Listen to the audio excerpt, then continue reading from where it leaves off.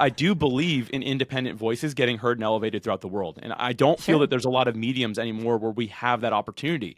But podcasting to me is the ultimate solution right now for getting a voice heard and elevated throughout the world, that it can really change somebody's life. Yeah. I've had stories from listeners. I have a lot of friends that have stories from listeners that are all around the world focused on something really specific, saying, this is the one thing I've been searching for, couldn't find it anywhere except for your podcast. That type of thing, I believe, is what makes the world a better place. And sure, pat on the back for Alex or whatever you want to say, but like I am devoted to serving the world in that way.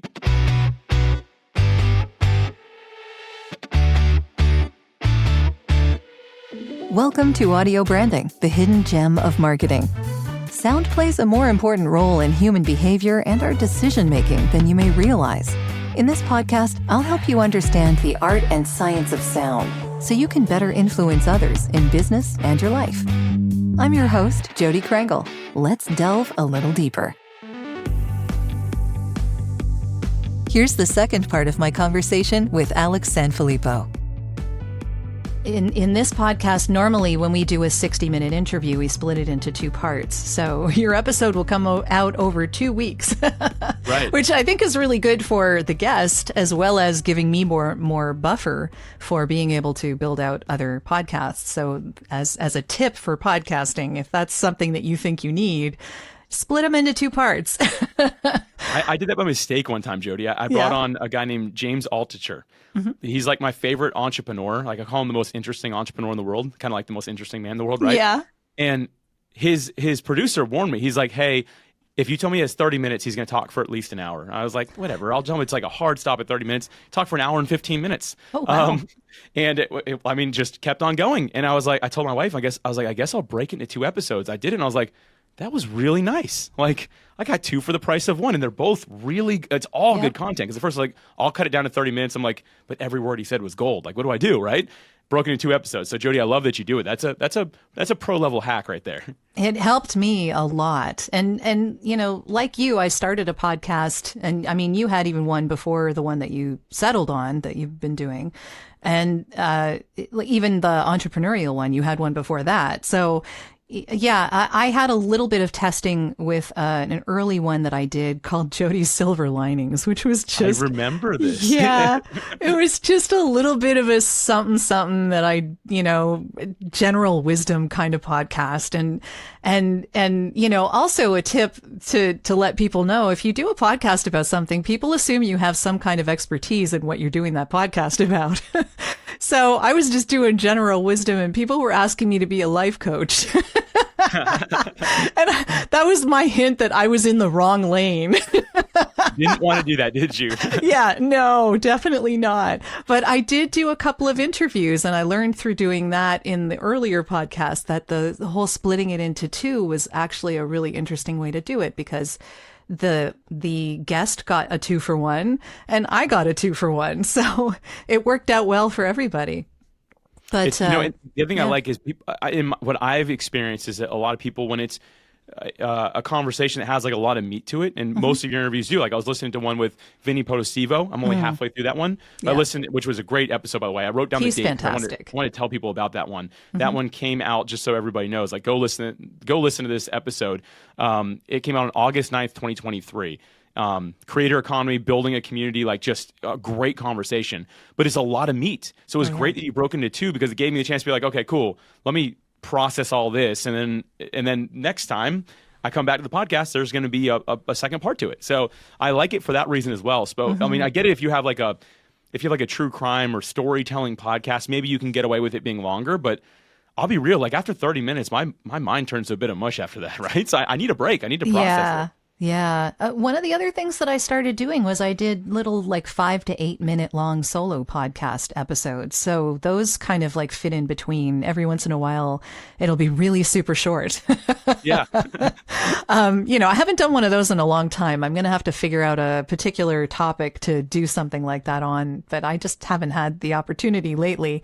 Maybe life coaching? I don't know. No, it will not be on life coaching. No, that is that is not my lane. I know there are lots of other people way more qualified for that kind of thing. But yeah, the only reason that I raised that was because if you are in a podcast or you're doing a podcast that you are not quite in alignment with, that can be hard. And it can be like you've done all this work and now you have to restart everything all over again because people thought you were in this lane and you're really in this lane. So, and I'm not saying you shouldn't start and experiment, and you don't have to be perfect the first time, but at least figure it out fairly quickly. I think I got 30 episodes in before I decided that that wasn't where I wanted to be. So, but it took some time. It takes time. All of us have to develop our voice, and I think you can really only discover it by using it often, or at least that's probably the fastest way to discover where you're at. Because for me, when I started the very first show that failed, like I learned that's just not where I wanted to be. When I even started creating a brand, similar to you, I think it was about episode 30 where I shifted. I made it shorter. I kind of changed the way I do some things because I realized I was out of alignment with myself. And typically the way you know that is the friction that comes from it, right? I don't want to do this, or I get so nervous before X, right? That's how you kind of realize that, like, okay, I'm not really in my lane the way I should be. And sure, you could probably meet with an expert that can help you get there pretty quick, but I think that nothing beats actually doing the work, right? Like being there. It's like one of my buddies told me, Brandon Turner, he's been in real estate for a long time, and he told me, hey man, like I've written like tons of real estate books. He goes, but if you go do your first flip, you'll learn more in that one flip than you'll learn from all my books if you like read them all for the rest of your life. And he's got like all the wisdom there. He's like, just go do one and you'll see what you'll figure it out, right? So I think that some of the best advice that you and I could give is to tell someone, just start trying and be mindful of where is the friction happening internally, externally, right? Where the problems arising. Maybe that means I'm not really aligned with what I should be doing. Yeah. It's just it's a trial and error thing. You have to just kind of do it and see where you land. Yeah. Yeah. But along those lines, I wanted to ask you if you have a mission, because I know that you've been doing this whole creating software pieces to make podcasters' lives easier for a while now. And I know that you have other things besides the pod match. So yeah. I'd love for you to tell people what else you have available and maybe why you put them together. Yeah, it goes back to deciding to get into it in the first place. I shared about like how to become an entrepreneur, like very simple, and then why I decided I wanted to be in podcasting. And where I really like discovered the problem was actually at a conference that you and I this is where we actually first met in person, was one of the PodFest conferences. It was specifically PodFest 2020. I got off stage after speaking, and I had a piece of paper and a pen. I said, I'm just going to ask everyone what they're struggling with because I wanted to solve that problem, right? Consistently heard having trouble finding guests for my podcast. And that's ultimately what led to us launching Podmatch. And after that, I realized there's still more like smaller problems that podcasters are facing that there's not really a solution for. So it was me and a business partner he's the developer. We just were like, let's just continue in this vein. Like what else is it that's causing friction that hasn't been solved? Like if somebody's like, well, I need a good hosting provider. I'm like, cool. We're not going to be a hosting provider. Here's a few good ones we suggest, right? Like, but when we realized, okay, the next problem was there was not really good project management software for podcasters. Now, if you had a background in it and you're already using something because you came from a corporate background, great. But I'm talking about the people that are just like, hey, I'm a creator, not very organized. I don't know how to get it organized, right? That's when we created Podcast SOP. And then we realized people were having trouble getting reviews for their show. So we launched something called Pod Lottery. And the whole idea is, can we help them make the whole process less stressful and more organized through some project management software that doesn't take time to learn, something really easy specifically for releasing episodes. And we help them get more reviews through some like fun gamified review swaps, that type of things, right? I am still waiting for you to put that on Android, by the way. We think it's January 2024 is what we're thinking. Okay. So just letting you know. So for PodFest, basically. we're working on it, right? So we launched it right after PodFest in 2023. So 2024 is where we're going to do that. So we're real close. But yeah, so those are some of the solutions. And at this point, to go on to like the actual like mission side of it, it really is to create solutions to make independent podcasters' lives easier. And the reason, I know that sounds like maybe a little bit, I don't know, like just like, oh, Alex is such a good guy, right? And that's not what I'm going for. But I do believe in independent voices getting heard and elevated throughout the world. And I don't feel that there's a lot of mediums anymore where we have that opportunity. But podcasting to me is the ultimate solution right now for getting a voice heard and elevated throughout the world, that it can really change somebody's life. Yeah. I've had stories from listeners. I have a lot of friends that have stories from listeners that are all around the world focused on something really specific, saying, this is the one thing I've been searching for, couldn't find it anywhere except for your podcast. That type of thing, I believe, is what makes the world a better place. And sure, pat on the back for Alex or whatever you want to say, but like I am devoted to serving the world in that way. I live a life of service, and that's what I want it to be about. So I just know that podcasting is my lane for it, and that's really my whole motivation. It's not to get rich or famous or anything like that. It's really to help and support. And along the way, yes, I'm able to eat and have a roof over my head along the way. These are good things. For that. Those are good things. Right. But yeah, that's really my whole mission behind it, is just, can we continue to make this thing possible for podcasters? Yeah. Yeah. And I love that you talk about this being the one medium that people can actually reach out to people in an independent way. And there are a lot of gatekeepers in a lot of different places. And I think that there are not as many gatekeepers in the podcasting industry, which is a good thing. I think that, independent voices need to be heard. And this is a great medium for that to happen. So I really love that. Do you want to sound your absolute best when you're being interviewed on a podcast or when you're hosting your own show? I have a podcast episode and free downloadable worksheet called Sounding Your Best as a Podcast Guest off of the audiobrandingpodcast.com main page. Just click on the little square graphic to the left of the player displaying my podcast trailer. It gives you some comprehensive suggestions for where to start or for improving the sound you already have, including the type of microphones to consider and why, ideas for soundproofing your recording environment, and suggestions on how to get the best sound when you're being remotely recorded on services like Riverside FM or Squadcast. Don't let bad audio quality hold you back from being the best podcast guest or host you could be. And of course, if you happen to need voiceover for your intro and outro, feel free to get in touch. I'm happy to help. And now, back to the podcast. How have you noticed the podcasting industry changed since the pandemic? Because this has been an interesting medium to see evolve over time. And it certainly has gotten a lot more popular since the pandemic because people were at home, obviously, not a lot to do. And those independent voices are being heard in better ways now than, different tools were developed during the pandemic, and Zoom got better and all of this really interesting stuff that happened. But have you noticed how things have changed in the industry since then? Yeah, to go back to an episode of your show that I referenced, Vinny talked about, he said that audio used to be supportive of video, and that shift really started changing in 2019, and 2020 just put it on steroids. And that's something Vinny was talking about, like how it's just like, it shifted that. Like audio is no longer supportive of video. It could even be said of the opposite at this point, right? Like it's really shifting a lot. And so like, first and foremost, what we saw is the rise of podcasting during that time. And at first, I consider myself a podcasting expert, but I assumed it was going to drop. I was like, okay, we're going to get this bump in 2020, maybe 2021, and then it's going to go like level back out. But we have just not seen that happen. Listenership is still climbing at just an exponential rate, and that's amazing. More and more people are getting into it. Now, it's not that TV and like other forms of media have like submitted and surrendered to it, but they're all referencing podcasts. Like you can watch movies now and someone will be like, oh yeah, I heard that on a podcast, right? Like, and that's good for us. That's a great thing. There's a whole TV show about podcasts, right? Yeah, there is. Only Murders in the Building. Right. Yeah. I walked by, I don't know where it was. I walked by and someone was talking about they're like, yeah, when you record a podcast, it was like walking. I stopped. I'm like, what was that? I'm like, that was on the TV that just said podcast. Wait, is the show about podcasting? No way, right? I was like, whose show is mine in it? My show's not in it. We wish, yeah. Right, yeah.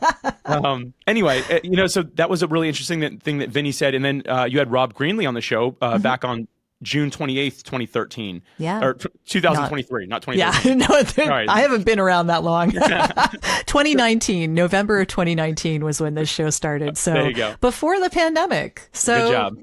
Yeah, interesting. Great job. And you didn't podbay during it. Yeah. What I noticed during the pandemic, and this is just like looking at my stats and, talking with some other podcasters, the thing that I noticed was that people were listening at different times. Because originally they've been listening when they were commuting to work, and then that dropped off, and any time became whenever. They could listen whenever they wanted. And then when the pandemic sort of settled down a little bit again, and people were going back to work, the whole listening on the way to work thing started up again. Yeah. So yeah, the timing has been really interesting. Yeah. Yeah. I think that's, for me, that happened too. Like, definitely I saw that change. I'm like, wait, what the heck? Everyone's listening at lunchtime now, right? Mm-hmm. Like, that's just kind of what happened. But Rob brought up a good point on that episode. He talked about how like the technology has just like night and day. When you started in 2019, I was a year before that maybe, or whatever the time was. And you know how it was. Like there wasn't, you could be like, how do I start a podcast? And there's like 2 blog posts about it, right? And like, they're like, good luck was their main point, right? Mm-hmm. But as Rob said, like the rise of tools has come into place, and the creators in the space are really driving the innovations that are happening because they're asking for it now. We're realizing we have a voice that can be heard through podcasting. And so all these companies are listening. And so like now the lack of friction is unbelievable in podcasting. Like you can get into it for almost no dollars. Mm-hmm. And not a lot of time. Like you can have it up and running really quick. If you just talk to the right person, that's what I always suggest. Talk to somebody who knows. In an hour, you can have a full plan to get the thing launched. It doesn't mean it's going to be successful overnight. As a matter of fact, Jodi, the other thing I realized with that is podcasts that started before 2021, when the tools started getting really good. Podcasts that started before that have a stronger likelihood of making it than shows that started after. And it really comes down to law of buy-in, I believe. Like, I don't have the data on that, but here's the thing. If something takes you 15 minutes to do, it's pretty easy to walk away from it. But if you've been working on something for 15 years, right? Not that it took that long, but you've been working on it for a long time, you're just be like, I'm done. You're like, no, I've got a lot vested in this. I'm going to keep it going. And so that's probably why we see such a high failure rate in podcasting. But some of the changes I've seen are just the tools are really good. The listenership is growing. I think it's the best time ever right now to start a podcast. I totally agree. Yeah. And out of curiosity again, because, as you were saying, it's become a lot less frictionless. There's a lot easier ways to get into podcasting now. Why, or do you think the sound quality of a podcast matters? Because a lot of people are starting up on, $5, right? Like, this is what I have to spend on a podcast, and I can afford $20 a month, but that's about it. And who knows what they're starting on as far as like the mic is concerned, or the host that they're using, or, all of these things. So do you really think that the sound quality matters in a podcast? And maybe I almost want to say, because you were mentioning that people that started podcasts before 2021 had it a little more hard, so they were more likely to stick around.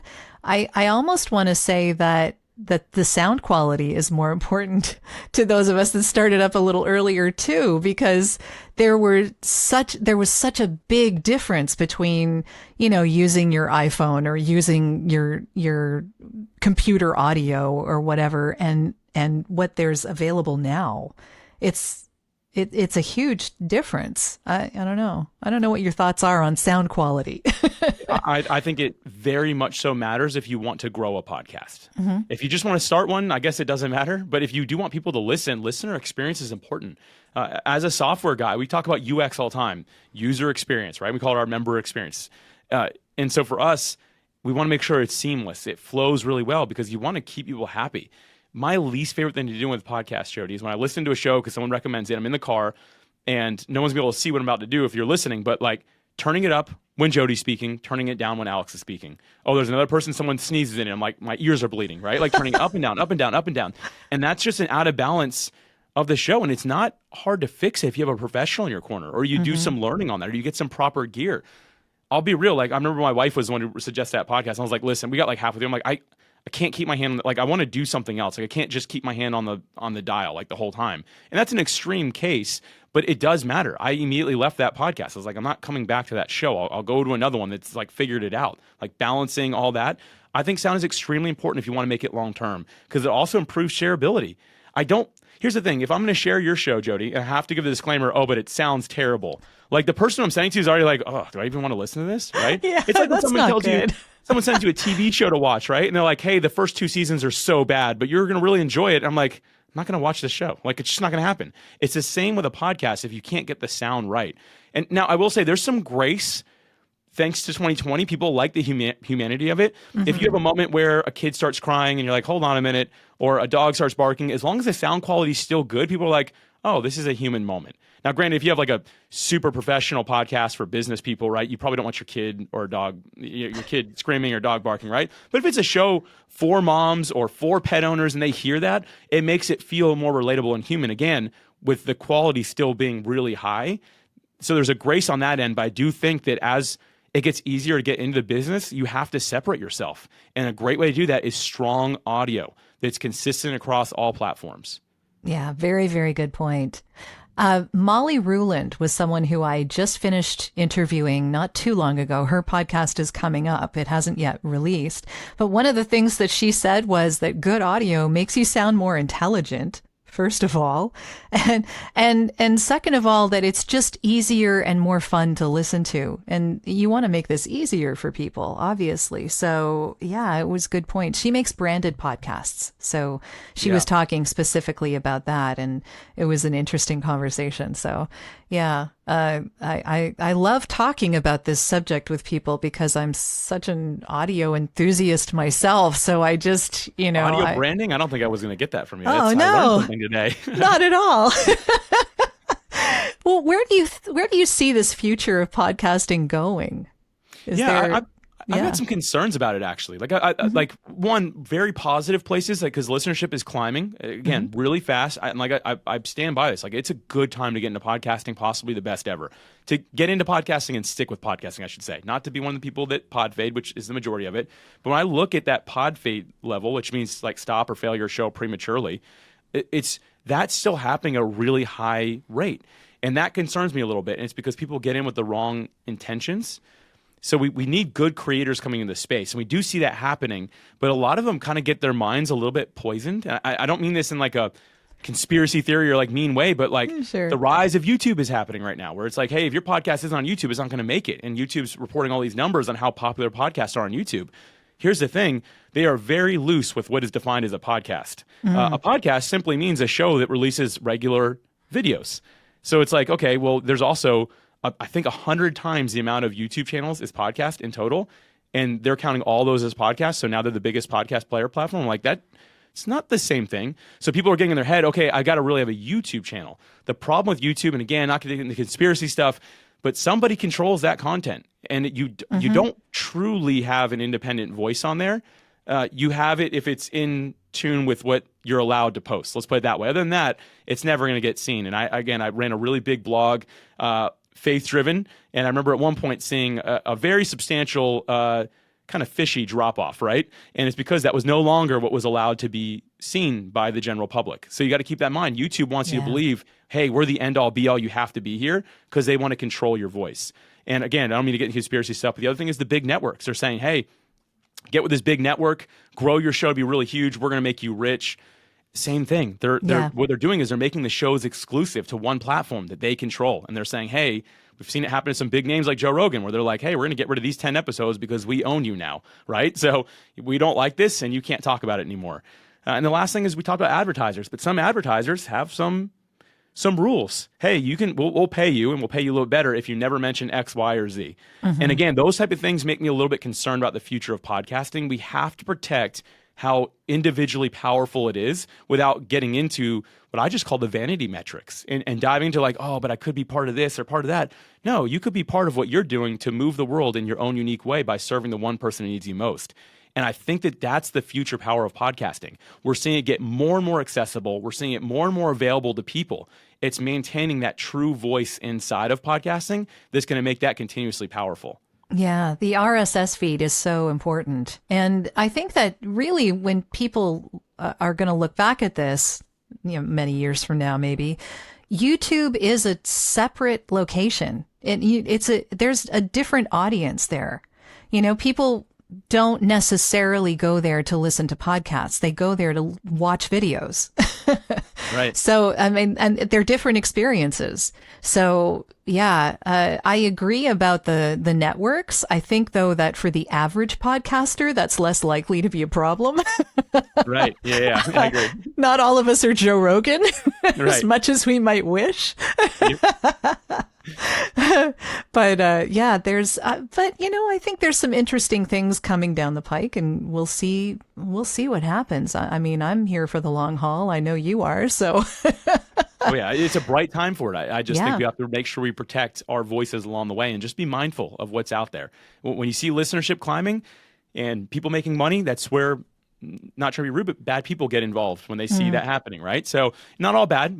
I'd say 99% is really good right now. Let's just stay focused on making sure that we don't let that 1% creep in the wrong way. Yeah, good point.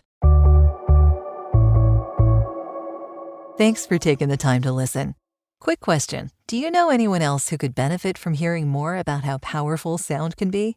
If so, would you mind sharing this podcast with them? It would mean so much to me. Now, I'll stop interrupting and let you get back to the show.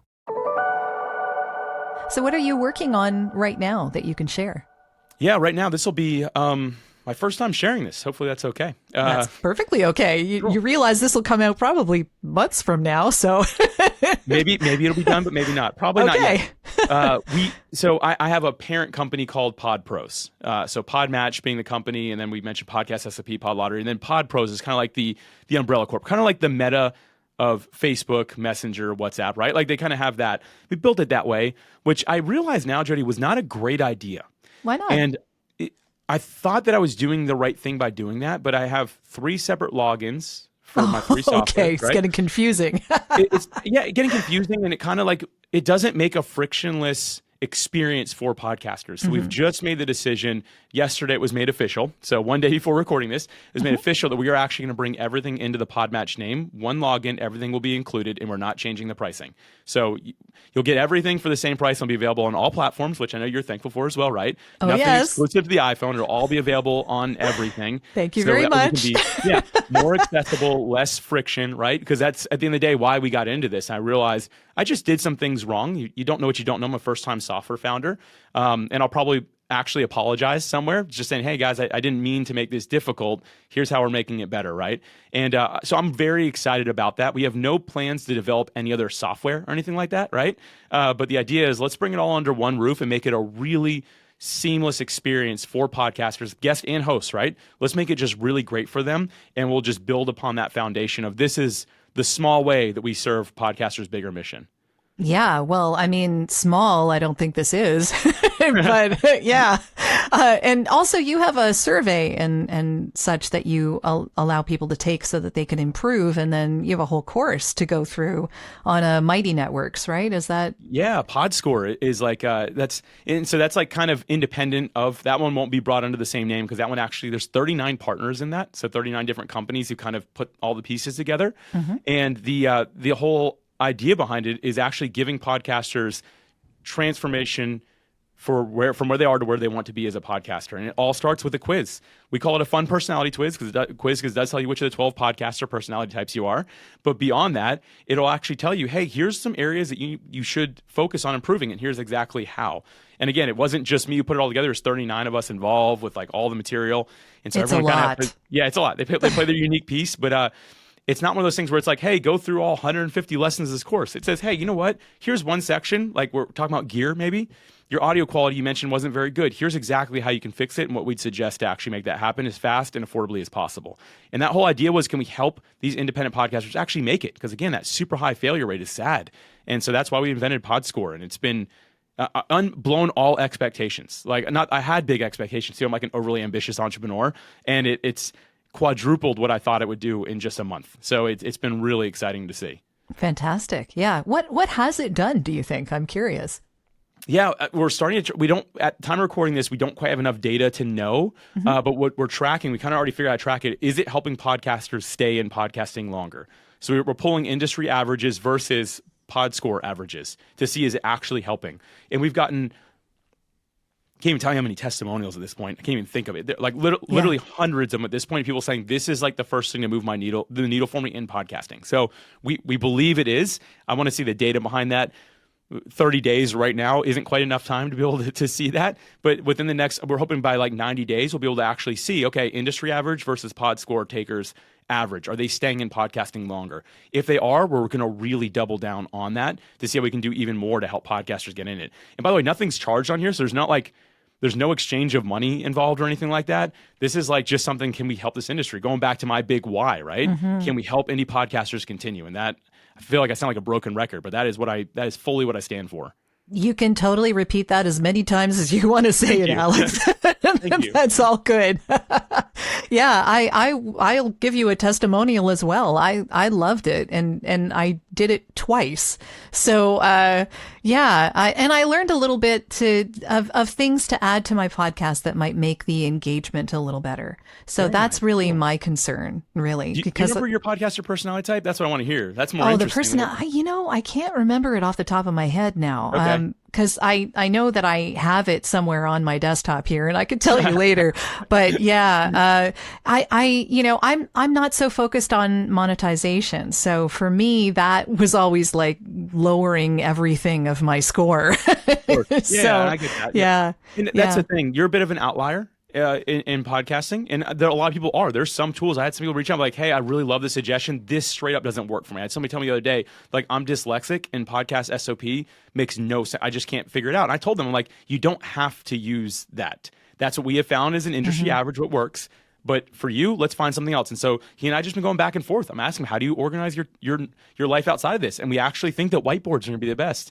It's never my suggestion. Interesting. But hey, if you've got some sort of learning disability, and as this person has told me they have, then let's find something that works, right? There's the outliers in everything. I love it. Yeah. And you've made it possible for a lot of people to improve their podcasts. So I love how that works. So is there anything that you want to say before we end off here? Anything that you think people should know about podcasting wise, audio wise, sound wise? Yeah, my big thing kind of goes back to what I said a little earlier, but you got to find your own unique voice, authentically yourself, as you were kind of mentioning, Jodi. And I think that the best way to do that is to really get alone with yourself, take pen and paper only. You don't need a phone, don't need a computer, right? And write down why you're doing what you do. Like, why do a podcast? Why do anything in audio? Like, what's the reason behind it? And get really deep with that.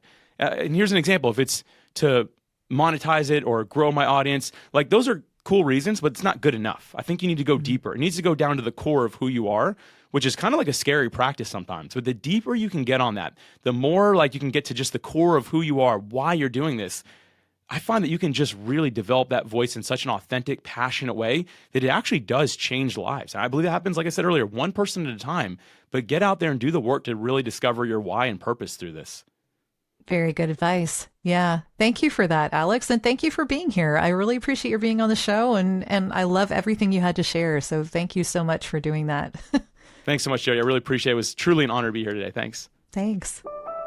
Well, that's the end of this episode. Thanks for listening. And if you like what you heard, why not tell a friend about this podcast? It's available in all the usual locations. Until next time,